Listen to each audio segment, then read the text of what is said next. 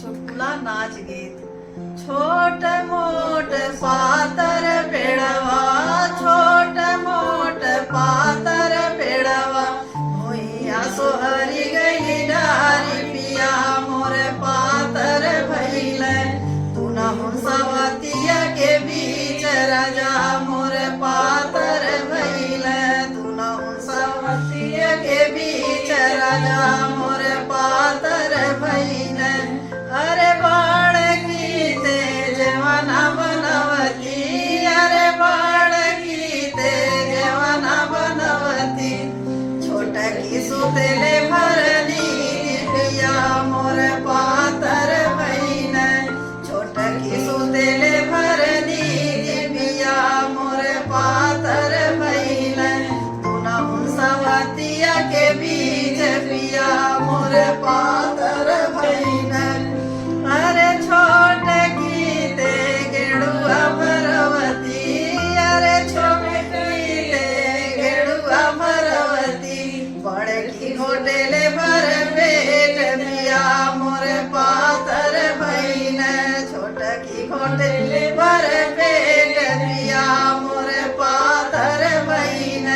दुनहु सवतिया के बीच पिया मोर पातर भइल। दुनहु सवतिया के बीच राजा मोर पातर भइल।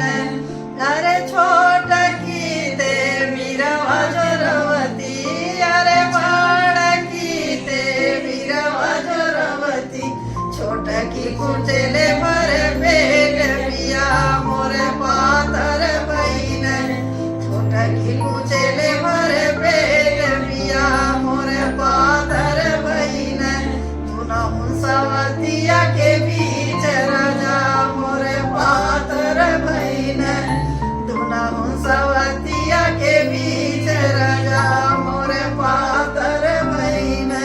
अरे बाण की ते से जिया लगवती, अरे बाण की ते से जिया लगवती, छोट की सुतले भरनी पिया मोर पातर भइल।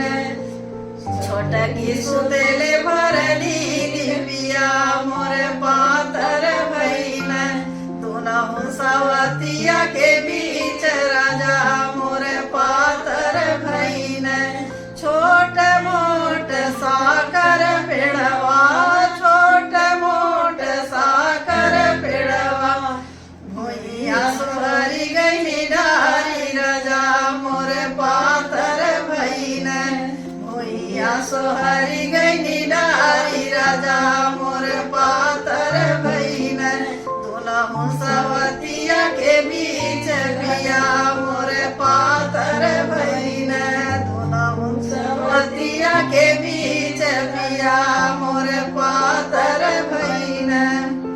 यदि ये चुटकुला नाच गीत पसंद आए तो लाइक शेयर सब्सक्राइब जरूर करें।